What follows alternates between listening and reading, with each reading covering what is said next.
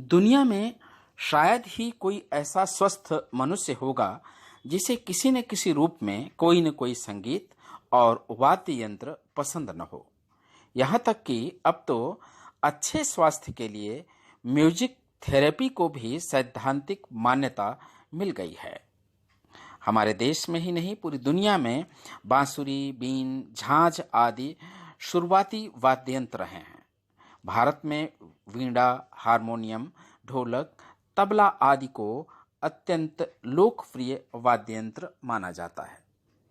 लेकिन आज कंप्यूटरीकृत मशीनी दौर है और इस दौर में कीबोर्ड एक अत्यंत लोकप्रिय वाद्य यंत्र बन चुका है।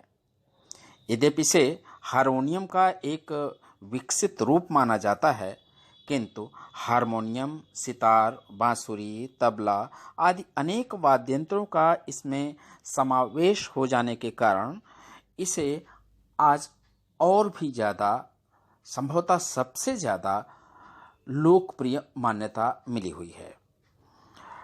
पेश है मास्टर इंस्ट्रक्टर गजराज सिंह द्वारा हारमोनियम और कीबोर्ड की विशेषताओं पर यह एक पहला पाठ।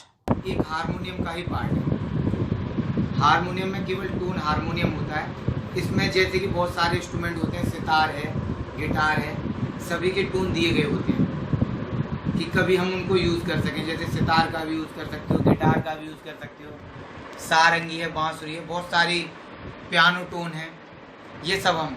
लेकिन इनका बजाने का स्वर वगैरह सब एक है, बिल्कुल कुछ नहीं अलग होता,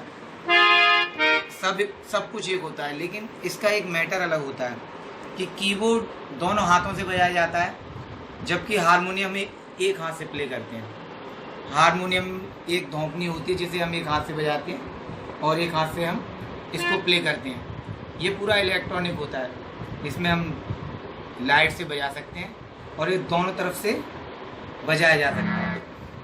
इसमें एक चीज़ और अलग दी जाती है, वो ये कि इसको नॉर्मल मोड से सारा, जैसे हारमोनियम है, इसको क्या करते हैं कि दो भागों में बांट लेते हैं। इस भाग को कॉर्ड वाले भाग पे और इसको हारमोनियम लीडिंग। तो क्या होता है कि जब कीबोर्ड बजाने वाला कोई कीबोर्ड बजाता है तो इस हाथ से तो वो गाने के बोल बजाता है और इस हाथ से यहाँ कॉर्ड बजाता है। जैसे कि ये चीज़ इस हाथ से कॉर्ड होने लगता है और इस हाथ से लीडिंग होने लगती है। तो एक ये जो है भराव दे देता है म्यूजिक में। एक यहाँ स्पेस होता है, उसका भराव इससे बहुत अच्छा लगता है।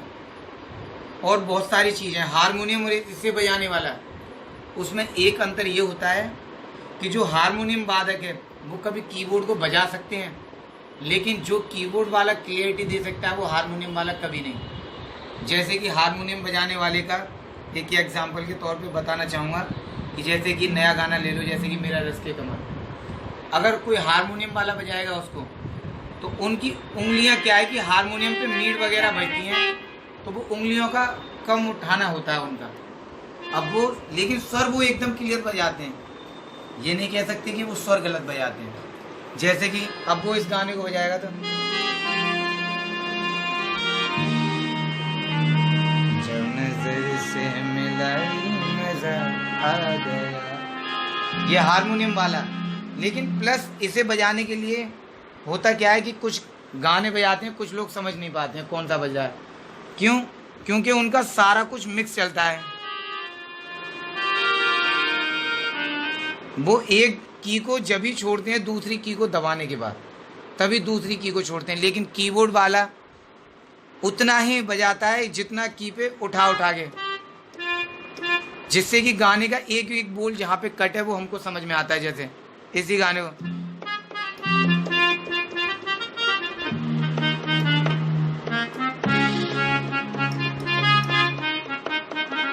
अब इसके गाने को आराम से समझ सकते हैं।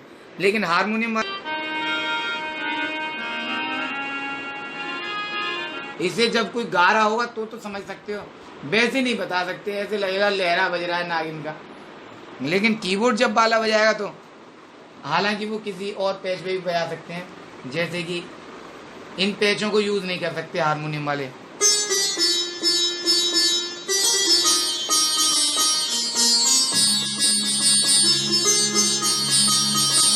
अब हारमोनियम वाला अगर इन पैचों को यूज करता है तो वो ऐसे नहीं बजाएगा, वो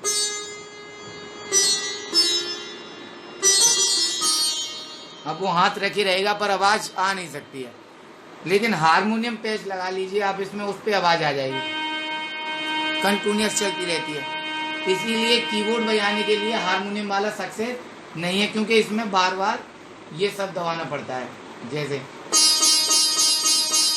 अब हारमोनियम वाला इसे ऐसे तो करेगा नहीं वो, इस वजह से उनके हाथ में इतनी क्लियरिटी नहीं होती है। बकाया सारा स्वर तो ये है कि स्वर का ज्ञान तो जो बेस है वो हारमोनियम ही है।